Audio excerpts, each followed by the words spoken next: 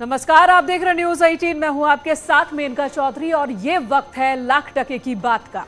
मैं हूं अनुपम और आइए देखते हैं सबसे पहले महत्वपूर्ण खबर। विधानसभा चुनाव से पहले अखिलेश यादव ने जिन दलों को साथ लेकर गठबंधन की योजना बनाई थी वो सभी एक एक कार अलग हो रहे हैं। नया नाम ओम प्रकाश राजभर का है। उनके तल्ख तेवर से साफ है कि बस ये गठबंधन भी टूटने की औपचारिक ऐलान का ही बस इंतजार कर रहा है। आखिर क्यों टूट रहा है गठबंधन, पहले आप इस बात को समझिए। विधानसभा चुनाव में हार के बाद ही दोनों के बीच नाराजगी शुरू हो गई थी। एमएलसी चुनाव में राजभर को सीट नहीं मिलना भी नाराजगी के कारणों में से एक मानी जा रही है। वहीं उपचुनाव में हार का ठीकरा राजभर ने अखिलेश पर फोड़ा। राजभर ने अखिलेश पर एसी रूम से राजनीति करने का आरोप लगाया। अखिलेश ने राजभर पर पलटवार कर सलाह नहीं देने की बात कही और साथ ही राष्ट्रपति चुनाव पर हुई बैठक में राजभर को अखिलेश ने नहीं बुलाया। हालांकि ये कोई पहला मामला नहीं है जब राजभर किसी गठबंधन से अलग हो रहे हैं। उससे पहले बीजेपी के साथ करीब 2.5 साल गठबंधन में रहे। 2017 में बीजेपी के साथ गठबंधन किया, जिसे 2019 में तोड़ दिया। 2022 चुनाव से पहले महागठबंधन बनाने की कोशिश की। ओवैसी और अन्य दलों के साथ महागठबंधन की कोशिश नाकाम रही। विधानसभा चुनाव से ठीक पहले समाजवादी पार्टी के साथ गए। अब समाजवादी पार्टी से अलायंस टूटने की कगार पर है। दरअसल विधानसभा चुनाव और लोकसभा उपचुनाव में करारी हार के बाद अखिलेश यादव का गठबंधन बिखरता हुआ नजर आ रहा है। महान दल ने समाजवादी पार्टी को पहले ही अलविदा कह दिया है। चाचा शिवपाल भी नाराज चल रहे हैं। संजय चौहान के बगावती सुर मुखर हो गए हैं और अब ओम प्रकाश राजभर ने जंग ऐलान कर दिया है। देखिए रिपोर्ट।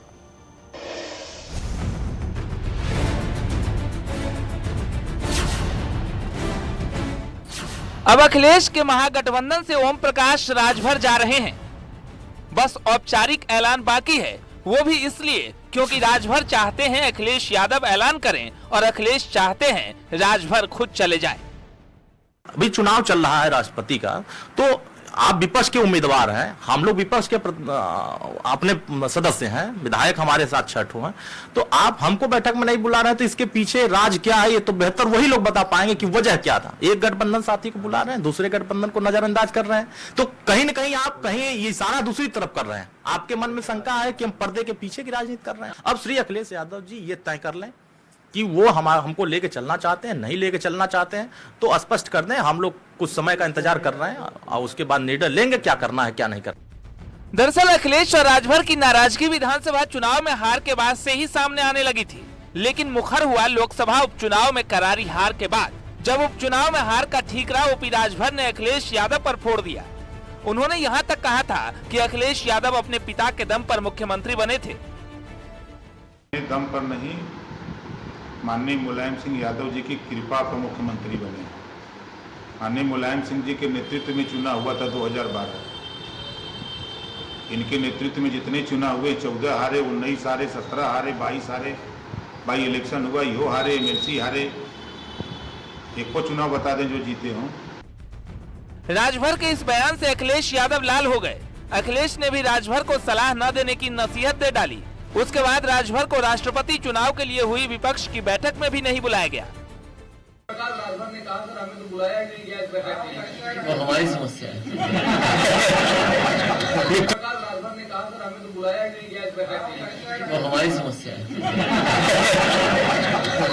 राजभर ने कहा सर हमें तो बुलाया नहीं गया इस बैठक में।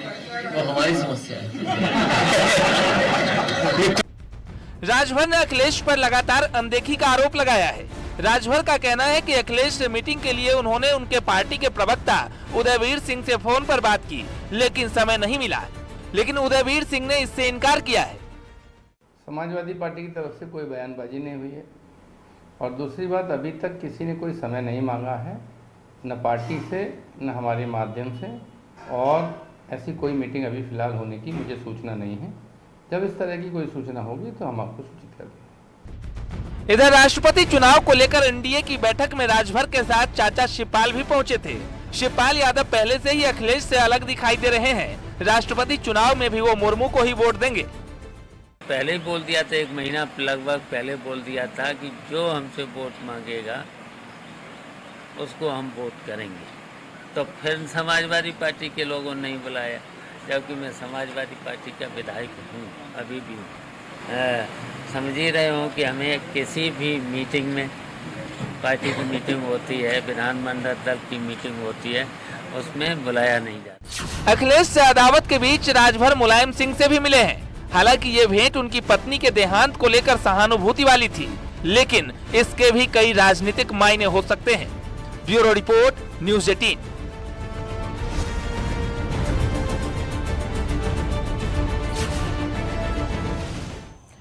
और इन्हीं चर्चाओं कयासों के बीच समाजवादी पार्टी की ओर से पहली बार खुलकर बोला गया है ओम प्रकाश राजभर पर। और आज न्यूज़ 18 के शो महाबहस में समाजवादी पार्टी के प्रवक्ता अनुराग भदौरिया ने निशाना साधा सीधे एसबीएसपी पर।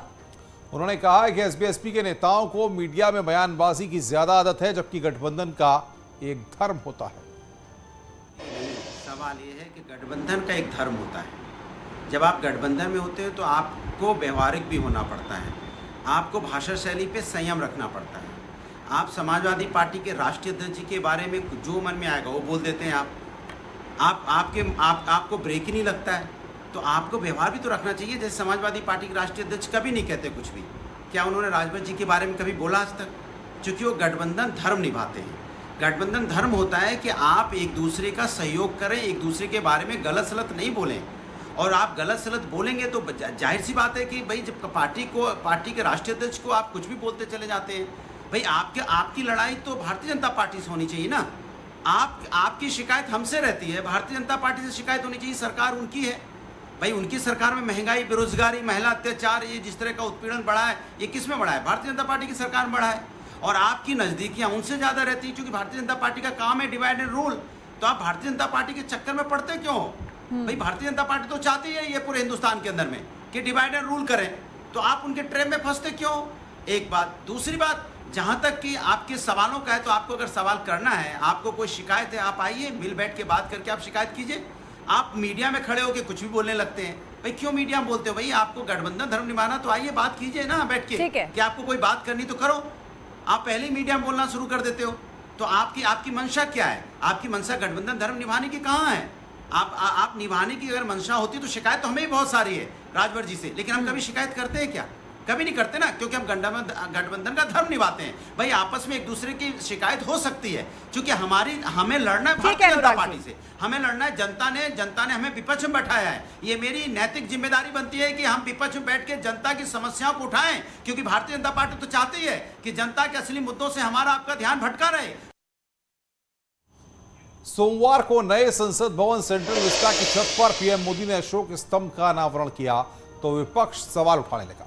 सबसे ज्यादा विवाद शेर को लेकर है। क्या है शेर पर यह विवाद, इसे भी समझते हैं। नया अशोक जो स्तंभ है, वो जो फोटो वायरल हुई है, उसमें शेर का रूप आक्रामक लग रहा है, जबकि सारनाथ की असली मूर्ति में शेर शांत और सौम्य मुद्रा में नजर आ रहा है। वहीं दूसरी जो बड़ी वजह है वो शेर के दांत को लेकर है। नई मूर्ति में शेर के दांत बड़े हैं, जो साफ देखे जा सकते हैं, जबकि सारनाथ की मूर्ति में शेर के दांत नहीं दिखते हैं। नए अशोक स्तंभ में शेर का मुंह ज्यादा खुला है, जबकि सारनाथ की मूर्ति में शेर का मुंह कम खुला है। मामले को लेकर राजनीति गरमाई हुई है। विपक्ष का आरोप है कि सरकार ने इतिहास से छेड़छाड़ की है, लेकिन सरकार का कहना है कि ऐसा नहीं। विपक्ष गलत आरोप लगा रहा है। विपक्ष का आरोप है कि शेर की मूल आकृति बदल दी गई है, जबकि सरकार का कहना है कि सारनाथ स्तंभ की हूबहू कॉपी बनाई गई है। विपक्ष का आरोप है कि नई आकृति में शेर गुस्से में है। सरकार का कहना है कि फोटो नीचे से ली गई है, फोटो एंगल की वजह से ऐसा लग रहा है। विपक्ष का आरोप है कि नए स्तंभ में शेर के बड़े बड़े दांत हैं, लेकिन सरकार का कहना है कि सारनाथ स्तंभ में भी दांत हैं, वो छोटी आकृति है इसलिए नहीं दिखती। विपक्ष का कहना है कि नए स्तंभ में शेर का मुंह ज्यादा खुला है, लेकिन सरकार का कहना है कि आकृति बड़ी है और इसलिए ऐसा लगता है। तो नए संसद भवन पर लगे अशोक स्तंभ पर विवाद खत्म होने का नाम नहीं ले रहा। पहले पीएम की मौजूदगी पर सवाल, उसके बाद अशोक स्तंभ की पूजा पर सवाल, और अब शेर पर विपक्ष ने शोर मचा दिया है। और विपक्ष का आरोप है कि इतिहास से छेड़छाड़ की गई है और अशोक स्तंभ का शेर बदल दिया गया है। लेकिन सच्चाई क्या है? सारनाथ के अशोक स्तंभ और नए अशोक स्तंभ में क्या वाकई अंतर है या फिर सिर्फ राजनीति के लिए विपक्ष का ये महज एक हथकंडा है? देखिए ये रिपोर्ट।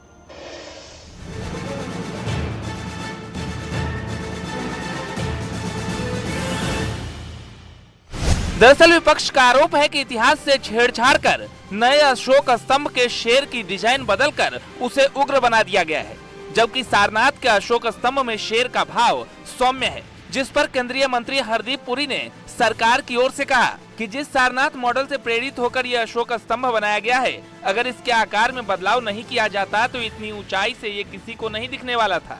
इन एक्सपर्ट को ये भी समझना चाहिए कि असल सारनाथ ग्राउंड लेवल पर स्थित है, लेकिन ये नया और विशालकाय अशोक स्तंभ है, ये जमीन से 33 मीटर की ऊंचाई पर है। अब सवाल ये है कि शेर पर विवाद क्यों बढ़ा है? इसके लिए पहले सारनाथ यानी असल अशोक स्तंभ और नए अशोक स्तंभ को समझना होगा। सारनाथ में असल अशोक स्तंभ है और संसद भवन पर बना यह अशोक स्तंभ सारनाथ की हूबहू कॉपी है। सारनाथ के अशोक स्तंभ की ऊंचाई 1.6 मीटर है, जबकि संसद भवन के छत पर लगे अशोक स्तंभ की ऊंचाई करीब 6.5 मीटर है। सारनाथ में अशोक स्तंभ ग्राउंड लेवल पर है, वहीं संसद भवन के छत पर जमीन से 33 मीटर की ऊंचाई पर अशोक स्तंभ स्थापित किया गया है। अब इस स्तंभ को बनाने वाले कलाकार सुनील देवरे को सुनिए और समझिए कि सच्चाई क्या है। इसी पर से हमने एनलार्ज किया है, तो इसको हम ये एंगल से करते हैं तो इसका एक्सप्रेशन बदल जाता है। इसका लॉयन का मुंह पूरा खुला हुआ दिखता है, उसके टूथ वगैरह ज्यादा ये दिखते हैं, और ये एंगल से देखेंगे तो अलग लगेगा, ये एंगल से देखेंगे तो अलग लगेगा। तो सेम थिंग इस पर हुई है।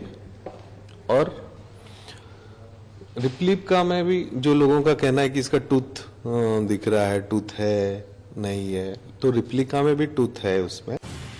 अब सवाल ये है कि क्या अशोक स्तंभ का विरोध सिर्फ राजनीति के लिए हो रहा है? केशव प्रसाद मौर्य ने ट्वीट कर विपक्ष पर निशाना साधा है। उन्होंने कहा है, नए संसद भवन में अशोक स्तंभ के शेर की आकृति में परिवर्तन करने वालों को दृष्टि दोष, सत्यमेव जयते।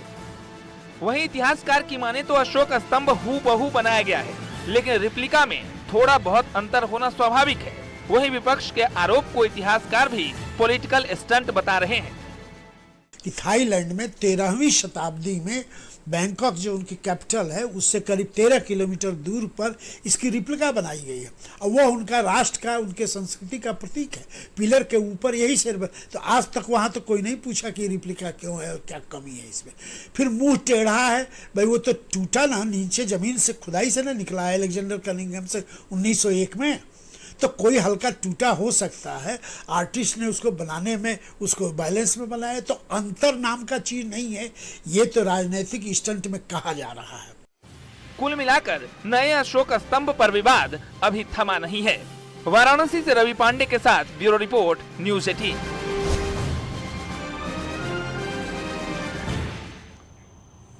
और अब अगली खबर का रुख कर लेते हैं। बात करते हैं ज्ञानवापी केस की, जिस पर आज इलाहाबाद हाईकोर्ट में सुनवाई हुई। अदालत में करीब 1 घंटे तक सुनवाई चली और इस दौरान मंदिर पक्ष ने अपनी दलीलें पेश की। अगली सुनवाई पर मुस्लिम पक्ष की ओर से बहस की जाएगी और उसके बाद इस मामले में यूपी सरकार भी अपना पक्ष रखेगी। मामले में अगली सुनवाई 15 जुलाई को होगी। जस्टिस प्रकाश पांड्या की सिंगल बेंच में सुनवाई हुई। वाराणसी की जिला अदालत में 31 साल पहले 1991 में मुकदमा दाखिल हुआ था। इस मुकदमे की वैधता को हाई कोर्ट में चुनौती दी गई है। हाई कोर्ट को यह तय करना है कि मुकदमे की सुनवाई हो सकती है या नहीं। ज्ञानवापी विवाद को लेकर 5 याचिकाएं दाखिल हैं। मस्जिद इंतजामिया कमेटी और यूपी सुन्नी सेंट्रल वक्फ बोर्ड की ओर से याचिकाएं दाखिल की गई हैं। हाईकोर्ट में मंदिर पक्ष की ओर से दी गई दलील में कहा गया है कि औरंगजेब के फरमान से मंदिर तोड़कर मस्जिद बनी। भूमि का स्वामित्व मंदिर का ही रहा है। वक्फ गठित करने का कोई दस्तावेज साक्ष्य नहीं है। औरंगजेब ने कभी भी भूमि का मालिकाना हक नहीं लिया। पूरा परिसर ज्ञानवापी मंदिर का है। अकबर ने भी इलाहाबाद किला बनाने के लिए जमीन खरीदी थी। औरंगजेब ने भी दक्षिण भारत में जमीन खरीदकर ही मस्जिद बनाई। राजा भूमि का मालिक नहीं होता, वो टैक्स वसूलता है। और काशी विश्वनाथ मंदिर एक्ट 1983 में विश्वनाथ मंदिर की स्थिति स्पष्ट है। लंबे समय से इस्तेमाल करने की अवधारणा मात्र से अधिकार नहीं मिल जाता। राम जन्मभूमि मंदिर विवाद में सुप्रीम कोर्ट ने जमीन का स्वामित्व मूर्ति को दिया, इसलिए ज्ञानवापी परिसर विश्वेश्वर नाथ मंदिर का है। तो वाराणसी के ज्ञानवापी केस पर आज जिला अदालत में भी सुनवाई हुई, जिसमें हिंदू पक्ष की ओर से बहस की गई। वकीलों ने कोर्ट के सामने मंदिर और हिंदू धर्म में मान्यता के सबूत पेश किए। हिंदू पक्ष ने इस दौरान सुप्रीम कोर्ट के कई जजमेंट का भी हवाला दिया। वहीं मस्जिद पक्ष की ओर से एक्ट ऑफ वर्शिप एक्ट पर आपत्ति दर्ज कराई गई है, जिस पर हिंदू पक्ष के वकीलों ने तर्कों के साथ जवाब दिया। सुनवाई कल भी जारी रहेगी। अगली सुनवाई कल 2 बजे निर्धारित की गई है। आज मैं, मेरे सीनियर सुधीर त्रिपाठी जी, सुभाष नंदन जी, मेरे सीनियर हरिशंकर जैन साहब ने कोर्ट के सामने विस्तृत रूप से बहस की है और कोर्ट को यह सेटिस्फाई करने की कोशिश की है। जो मुस्लिम पक्ष का ऑब्जेक्शन था कि आर्टिकल 25 के लिए आप सिविल कोर्ट नहीं आ सकते हैं, डायरेक्ट जजमेंट सुप्रीम कोर्ट का हमने कोर्ट के सामने रखा है। 1995 सुप्रीम कोर्ट जो कहता है कि सिविल अधिकारों के लिए और आर्टिकल 25 के उल्लंघन के लिए आप सिविल कोर्ट आ सकते हैं। साथ ही साथ हिंदू लॉ पे विस्तृत रूप से हमने अपना पक्ष रखा है, चाहे वो बीके मुखर्जी साहब का हिंदू लॉ हो, चाहे राम जानकी डेटीज का केस हो, कि इमेज की क्या महत्व होता है, स्वयंभू देवता का क्या महत्व होता है। साथ ही साथ इसमें हमने बहुत कैटेगोरिकल रूप से बहस की कि जो दिव्यता होती है किसी मंदिर की, वो दिव्यता कभी खत्म नहीं होती है। आप मेरा मंदिर भले ही तोड़ दो, पर जो वहाँ पे स्थान की इंपॉर्टेंस है, दिव्यता की इंपॉर्टेंस है, स्वयंभू देवता की इंपॉर्टेंस है, वो समय के अंत तक रहेगी। और ये सारी बातें राम जानकी के केस से, हिंदू लॉ के बीके मुखर्जी से, ये सारी बातें कोर्ट के सामने। उत्तर प्रदेश सभी 80 सीट पर कमल खिलाने की तैयारी के साथ बीजेपी 2024 का रोडमैप बना रही है। उन 14 सीटों पर विशेष फोकस कर रही है जिन पर बीजेपी की हार हुई थी। खास बात यह है कि उन सीटों में कांग्रेस की अंतरिम अध्यक्ष सोनिया गांधी और समाजवादी पार्टी के संरक्षक मुलायम सिंह यादव की भी सीटें हैं, यानी कि सोनिया मुलायम के गढ़ पर बीजेपी की विशेष नजर है। इस प्लान के तहत हारी हुई 14 सीटों पर कमल खिलाने की तैयारी। इसके लिए 4 केंद्रीय मंत्रियों को 14 सीटों की कमान दी गई है। 17 जुलाई से चारों केंद्रीय मंत्री अपने अपने इलाके के दौरे पर होंगे। एक सीट पर 3 दिन प्रवास करेंगे। केंद्रीय मंत्री, संगठन पदाधिकारी, उत्तर प्रदेश के मंत्री और पार्टी कार्यकर्ताओं की टीम भी साथ में रहेगी। उत्तर प्रदेश में आगामी लोकसभा के चुनाव में 80 में से 80 सीट जीतते, इसके लिए भारतीय जनता पार्टी ने रणनीति बनाई है। मजबूत संगठन तंत्र के साथ साथ केंद्रीय मंत्रियों को इन 14 सीटों पर जीत की जिम्मेदारी दी गई है। उत्तर प्रदेश के कार्यकर्ता उत्तर प्रदेश सरकार के साथ मिलकर 80 सीटों के लक्ष्य को प्राप्त करने के लिए यहाँ अपना मार्गदर्शन करेंगे। तो बीजेपी की इस तैयारी में जो ध्यान देने वाली बात यह है कि इन सीटों में कांग्रेस के सबसे बड़े नेता और समाजवादी पार्टी के सबसे बड़े नेता दोनों की ही एक-एक सीटें शामिल हैं और ऐसे में जो जिम्मेदारी है वो बहुत बड़ी है। और जितेंद्र सिंह को मुरादाबाद की जिम्मेदारी मिली है, जो एसपी के एसटी हसन की सीट है। अमरोहा बीएसपी के दानिश अली की सीट है। वहीं संभल एसपी के शफीकुर रहमान बर्क की सीट है। सबसे अहम मैनपुरी समाजवादी पार्टी के संरक्षक मुलायम सिंह यादव की सीट है, जिसे बीजेपी इस बार हर हाल में जीतना चाह रही है। अश्वनी वैष्णव को सहारनपुर की जिम्मेदारी है, जहां से बीएसपी के हाजी फजलुर रहमान सांसद हैं। वहीं नगीना बीएसपी के गिरीश चंद्र की सीट है। तीसरी सीट बिजनौर की है, जो बीएसपी के सांसद मलूक नागर की सीट है। नरेंद्र तोमर को रायबरेली, घोसी, श्रावस्ती और अंबेडकर नगर सीट की जिम्मेदारी दी गई है, जिसमें रायबरेली कांग्रेस के अंतरिम अध्यक्ष सोनिया गांधी की सीट है। मऊ घोसी सीट बीएसपी के अतुल राय की है। वहीं श्रावस्ती से बीएसपी के राम शिरोमणि वर्मा मौजूदा सांसद हैं। अंबेडकर नगर की बात की जाए तो बीएसपी के रुतेश पांडे की ये सीट है। केंद्रीय शिक्षा राज्य मंत्री अन्नपूर्णा देवी को जौनपुर, गाजीपुर, लालगंज की जिम्मेदारी दी गई है। इसमें जौनपुर बीएसपी के श्याम सिंह यादव की सीट है, गाजीपुर बीएसपी के अफजाल अंसारी की सीट है और लालगंज बीएसपी की संगीता आजाद की सीट है। इन 14 सीटों पर केंद्र के 4 मंत्री जितेंद्र सिंह, अश्विनी वैष्णव, नरेंद्र तोमर और अन्नपूर्णा देवी को बीजेपी ने 2024 में जिताने की जिम्मेदारी दी है। प्रौद्योगिकी राज्य मंत्री जितेंद्र सिंह को मुरादाबाद, अमरोहा, संभल, मैनपुरी सीट की जिम्मेदारी दी गई है। रेल मंत्री अश्विनी वैष्णव को सहारनपुर, नगीना, बिजनौर 3 सीटों की जिम्मेदारी दी गई है। वहीं कृषि मंत्री नरेंद्र तोमर को रायबरेली के साथ ही मऊ, घोसी, श्रावस्ती और अंबेडकर नगर की जिम्मेदारी दी गई। शिक्षा राज्य मंत्री अन्नपूर्णा देवी को जौनपुर, गाजीपुर, लालगंज, मुरादाबाद, अमरोहा, संभल और मैनपुरी की जिम्मेदारी दी गई है। चुनाव में 14 सीटें जो भारतीय जनता पार्टी हार गई थी, अब उनको जीतने की भारतीय जनता पार्टी ने रणनीति तेज कर दी है। बीजेपी ने इन 14 सीटों को जीतने के लिए 4 सदस्यीय केंद्रीय मंत्रियों का एक समूह बनाया है और ये 4 सदस्यीय केंद्रीय मंत्रियों का समूह अब इन 14 सीटों को जीतने की रणनीति पर काम करेगा। जल्द ही ये मंत्री समूह उत्तर प्रदेश की इन 14 सीटों पर दौरे करेगा और वहां पर कमल खिलाने की जिम्मेदारी अब इन 4 केंद्रीय मंत्रियों के जिम्मे है। भारतीय जनता पार्टी के रणनीतिकारों का मानना है कि सपा, बसपा और कांग्रेस के जो गढ़ माने जा रहे हैं, इनको हर हाल में 2024 के लोकसभा चुनाव में ध्वस्त करना है। कैमरामैन शरद के साथ संकेत मिश्रा, न्यूज़ 18 लखनऊ। जमीयत की याचिका पर आज सुप्रीम कोर्ट में सुनवाई हुई। कोर्ट ने जमीयत की याचिका को खारिज करते हुए यूपी में बुलडोजर एक्शन पर रोक लगाने से इनकार कर दिया। 10 अगस्त को मामले में अगली सुनवाई होगी। 8 अगस्त तक दोनों पक्ष दाखिल करेंगे जवाब। कोर्ट ने कहा कि नियमों के मुताबिक ही कार्रवाई हो रही है। अवैध निर्माण पर लगातार एक्शन में है यूपी सरकार। वहीं उत्तर प्रदेश सरकार ने कहा कि हिंसा से पहले से कार्रवाई जारी है। वहीं जमीयत ने तर्क दिया है कि पिक एंड चूज पॉलिसी अपनाई गई।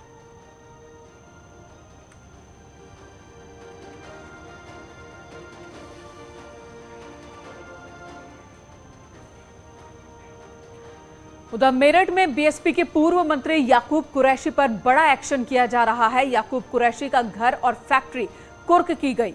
आपको बता दें, याकूब कुरैशी लंबे वक्त से ही फरार है। याकूब कुरैशी पर अवैध मीट प्लांट चलाने का आरोप है। विधायक रहे हैं।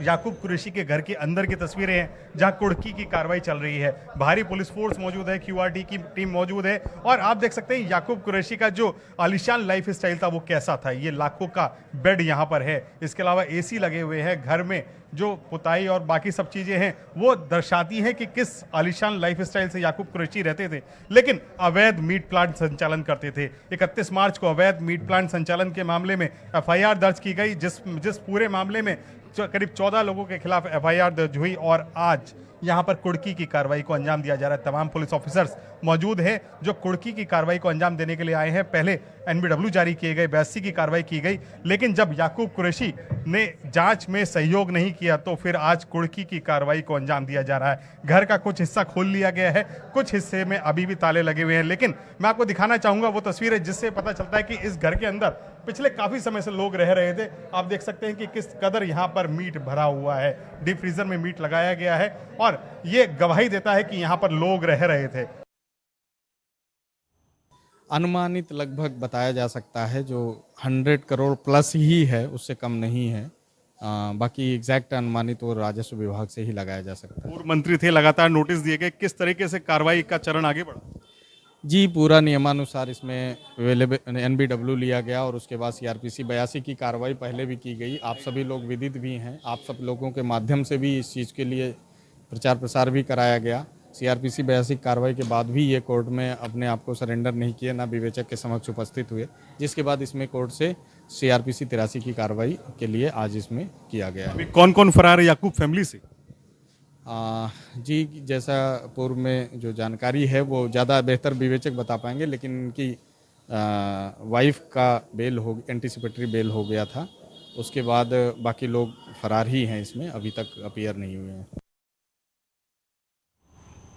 इधर याकूब की मीट फैक्ट्री को सील करने की तैयारी हो रही है। 100 करोड़ की फैक्ट्री सील करेगी पुलिस, ये जानकारी हमारे पास आ रही है। 100 करोड़ की प्रॉपर्टी जैसे सील की जा रही है उसमें फैक्ट्री भी शामिल है। ये कार्रवाई सुबह से ही चल रही है और अब बारी फैक्ट्री की है। थोड़ी ही देर में फैक्ट्री को भी सील कर दिया जाएगा। सुबह आवास पर पहुंची थी पुलिस की टीम और वहां पर कुर्की की कार्रवाई को अंजाम दिया गया और अब फैक्ट्री को सील किया जाएगा। 100 करोड़ की ये फैक्ट्री बताई जा रही है, मीट प्लांट बताया जा रहा है, जहां से विदेशों में भी सप्लाई किया करता था ये मीट को। और जो सैंपल सबसे पहले सामने आया था कि सड़ा मीट ये सप्लाई किया करता है, जिसके बाद कार्रवाई की शुरुआत हुई। रुक रहे हैं यहां पर एक ब्रेक के लिए। ब्रेक के बाद खबरों का सिलसिला जारी है। आप बने रहे हमारे साथ।